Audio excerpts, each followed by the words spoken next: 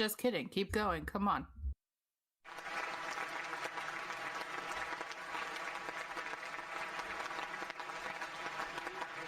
Thank you, and welcome back to our DuWo Talk, DMing the DMs. And let's just jump right back into it. The question the dice would like to know, for both of you, is what was the scene that had the entire party crying tears of joy? Well, it didn't specify which campaign. I feel bad because a lot of my stories are from before my DuWo time. We're here for the DuWo deets. I would just like to remind you that. I will say, probably one of the ones that I think had people laughing the hardest was way back before we started streaming with Team B, with Guyver doing his absolute damnedest to get this weirdo band of criminals off with community service. And the quippy banter with Reginald. Oh, you mean trying to piss off Reginald? Trying to piss off Reginald. as only a good lawyer can, of course. By the way, I'm fucking your sister. Oh. Oh, it's a whole thing. She's a willing participant. She hates her brother. It's wonderful. There's so much tea. But I will say, I've definitely had a couple people tell me that just Guyver is one of their favorites because he's a witty asshole and he's funny. Tears of joy. There's very little joy in Drew Tory. God, I'm so good at telling sad stories. That's the problem. You might need a therapist. I mean, heck, the first town we streamed in, they found a story where the children had died in the... let's not go into that. Oh, shoot. Tears of joy. I mean, I thought there'd be a bigger reaction when they got the young girl back, but there wasn't much there. Much to my chagrin. Yeah, I would have thought that would have been a more exciting moment for that part of the party. I mean, it was kind of exciting, like the way everyone worked together to bring her back. But yeah, it was pretty awesome. Yeah, that was pretty good. There's been so many good jokes, which I guess could, be part of the joy. But yeah, I need to really look at my style if I can't remember many jokes or tears of joy. Yeah. Oh, shoot. Yeah, nope. Don't remember any. Can't bring any to mind right now. It's alarming. I'm not gonna lie. Everyone seemed to enjoy Jessamine a lot. Some more than others. Yeah, some more than others. Is very delightful. From when she came in and smashed the mechanical dragon to the little face-off between Malagos and her. I mean, yeah, that was a pretty good high point. But yeah, I pass. That said that wasn't an option, but well, I mean, if there are none, what are you? Okay, I'll make up one. Thank you. There was the three bushes that were hunting down the one who had killed their brother got revenge. Oh my god, that is funny. Those stupid bushes. Yeah, okay, that was. I thought that was good. I thought that was really good. And our party for being questionably attached to foliage. For everyone that knew exactly who they were after. Yeah. Oh, I loved that group. They're gonna save the world someday. Someday. You know, as long as the volcanoes stay inactive and forest fires quell themselves, they just might. Okay, well there you go. There's some tears of joy. Thank you. All right. Both of you. What was the most lighthearted thing your current duo party has done? I feel like this is very similar to the last one. It's Right? Like, different. I'm trying to figure out, like, what fucking lighthearted. Like, I what? would say- Shopping montage? I Or... would say, maybe some like downtime antic. The Festival of Silvari. The coffee prank war. The coffee break. Yeah, the festivals seem to be pretty. Everyone seemed to enjoy themselves, and we got to see how Saren could dance. That's right, the arm wrestling. That's a good one, Charlotte. The arm wrestling contest. Yes, that's a good one. Who won? I don't know. I don't remember. I don't remember who won. I just remember it was fun. And that's the best kind of game, is when the winner doesn't matter. You're just saying that because you don't remember. I plead the fifth. I It think didn't you work forgot for that me. you can't do that here. It definitely wasn't Hawks. You're right. It definitely wasn't Hawks. That makes sense. Yeah, poor guy. I don't remember who it was, though. I'm sorry to my Lights Gambit people if you were the winner. I'm sorry if I've forgotten. And if the NPC won, I'm not sorry. You should have rolled better. Wow. The audacity. Treat your dice better. They'll be good to you.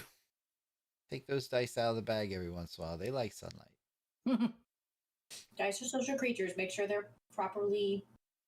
No, It's not you working have to rich. cleanse them under the full moon. Don't listen to Doomer. He has no idea what he's talking about. You have to properly your dice. Set them out with your crystals. Bathe them in moon water. It might have been Oddstum. We're just going to say it is because that sounds great for odd. Nope. Canonically, Odd. canonically, I hereby claim that Jeffrey won. Okay, you can't because Jeffrey is not here or there or then or You when. don't know. You don't know. He could have been there. Only I know the details of the world. So, If clarify. Jeffrey was there, that means Ventus was there. Isn't Because Ventus is now. isn't Jeffrey a mouse? Yes. Jeffrey is a mouse. And you didn't. You guys didn't check every face in that tavern. I mean, Ventus could have been there. I need more of these little surprises sprinkled throughout. Like when you're watching a movie of a large conglomerate company that we shall not name, and they put in past characters. Walking along a bridge, going to a wedding. Yes, absolutely. We need more of that. Yep. That's always fun. Was it? I thought Jeffrey. Maybe Jeffrey was a rat. I thought Jeffrey was a mouse. I thought he was a mouse. I was specifically told at one point he's a mouse. Is he a mouse? I know Ventus had a rat familiar. And Jeffrey was Is it? drawn as a mouse. Yeah. I don't know. Actually, Jeffrey was drawn as a rat. Oh. I thought it was a mouse. No, different tales. Oh, different. Well, it's a Anyway. good thing I didn't even know that one. I'm just going to say that there are so many stories in my head that there is hardly room to remember the endings of every one. Mm-hmm. Okami.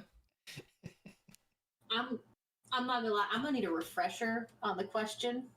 Lighthearted moments. I believe your answer Right. was coffee. Right. Coffee prank. Coffee prank war. Yes, the coffee prank war. Well, it's the coffee prank war or the dinner party with the Kitsunagis. That was better. It's a really good one. Yep, that was better. That was way better. The coffee prank war was just the first thing that popped in my head, but definitely dinner with the Kitsunagis was just, that was a really good fun time to just let the players relax. And everybody got to wind down. There was no pressing, looming threat.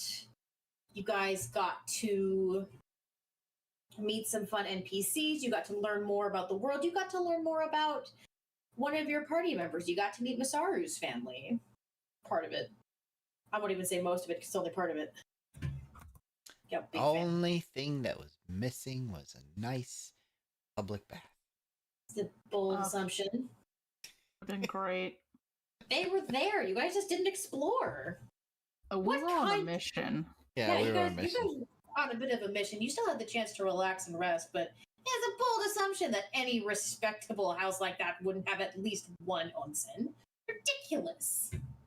Also, in the player's defense, our rogue's family is hidden from the world and we know nothing of their culture, so we wouldn't know to look for it. Very true. Fair enough. Very yes, true. They do live in a hidden away village, away from the judgmental prying eyes of the more, quote, traditional races. Like pandas. Yes. No, not like pandas. Pandas are a figment of our group imagination. Pandas aren't real. Pandas are too real. They live high up on top of a mountain in a sacred village where the dragon warrior visits with them and teaches them how to fight a spirit ox from the shadow realm. There is no way that pandas can be that stupid and real. They are. If it wasn't for human beings, pandas would not be around today. No. Yeah. They're not smart animals. They're not. They're just not. Though watching them troll like the maintenance people in their pins. Oh my god. That's so funny. That's why they're also a spirit animal, because I strive for that level of they're smart in the funniest ways, and then they are stupid in the most frustrating ways. Yeah. It's like a high school student. Yeah. And I also question how they keep themselves alive sometimes. Yeah. And you know what? I'm not going to apologize because I've seen our demographics and that's not our age bracket. So if you aren't, apologize anyway. I'm not, but that's just because I have some friends that have high school age kids and I will enthusiastically make fun of them because they're good kids and they're dumb as fuck. Some of the smartest kids you'll ever meet and some of the dumbest all at the exact same time. All right. Akami, this is for you.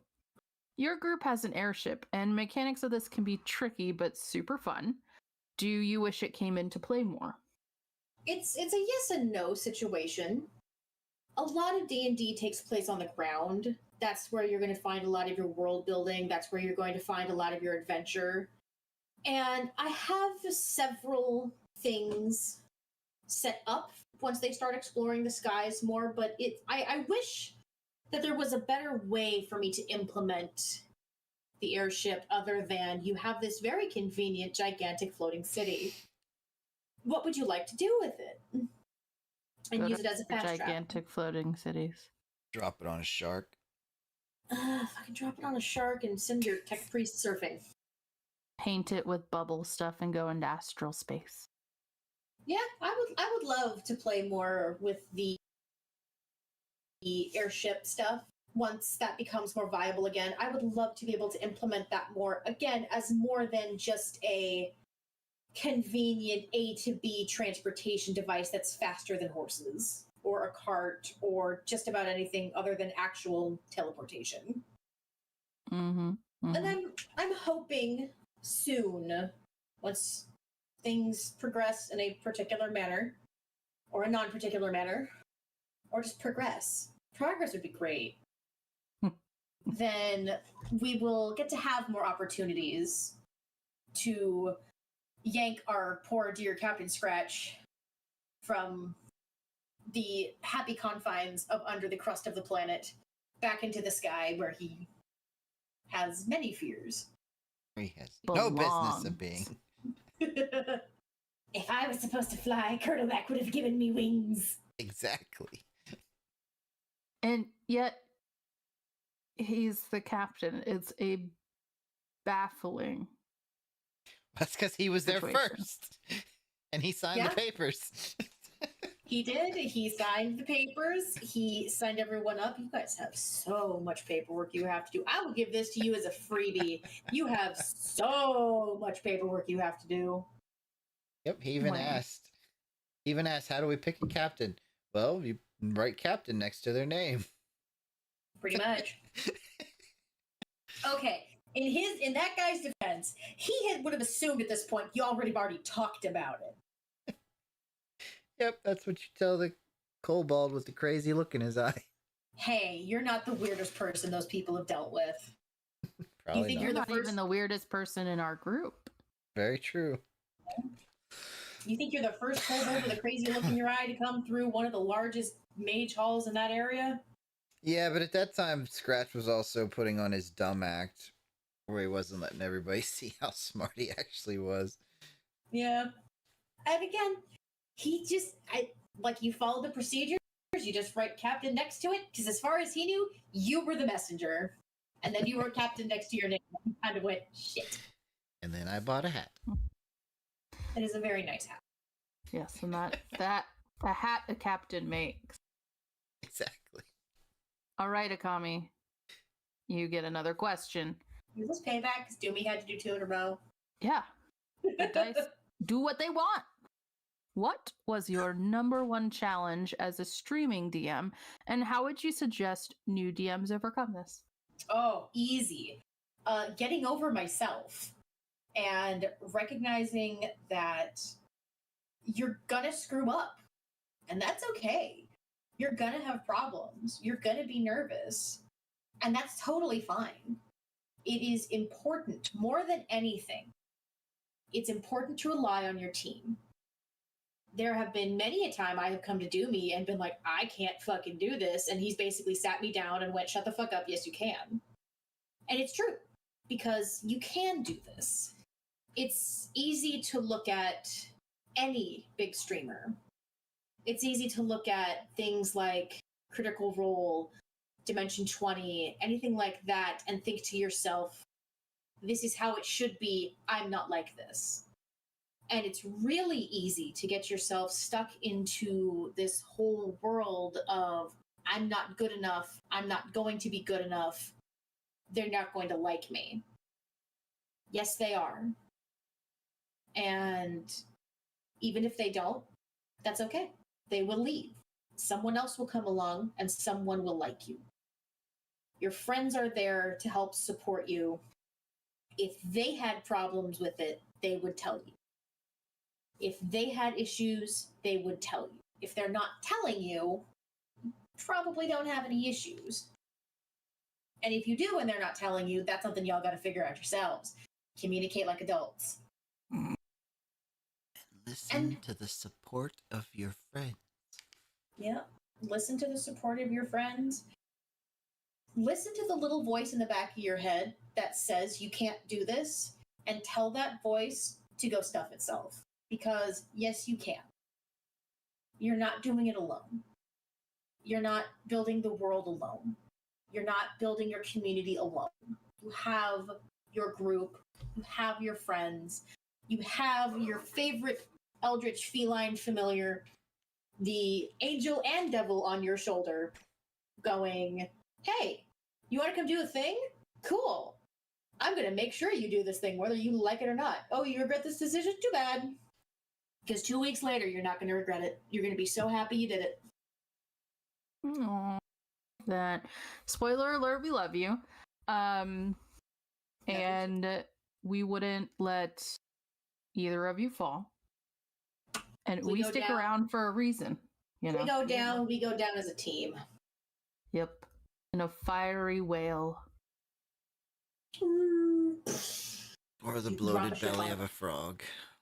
Or the bloated belly of a frog. Or jumping over a fence. There are so many ways. I'm gonna need that story later. Which one? Jumping over a fence. I've heard the bloated belly of a frog. I'm gonna need the Oh. fence story later. It's not so much jumping over a fence, but being thrown over a fence. It's fine. We'll talk about it. Yeah, I'm gonna need all of those details. They both involve the same character. Oh no. One character, two deaths. What Yeah. a way to go. One in the churchyard. Yeah, a shame. The dice are really loving you, Akami. This question's from a Biggie. Oh god. If you could alter one thing about the world of Nuvasa, be it geography or setting, what would it be? Because I know he's listening to this stream, you would. If I could change one thing about Navasa, I would change a lot of the geography for how I have arranged the world. Nobody has ever seen the map. Well, a couple people have seen the map. But the way I have it imagined in my head, the way I have built the world, and the way I have described it, I would go back and I would change it. And I would make it a lot bigger. The world I've created is very small in reality. It is a very small world. And I would love to be able to expand on it. And I can, yes. Like, technically I can say there's a whole other back half of the map you've never seen. But I would love that. That's the big thing. I would love to go back and make the world bigger. Okay.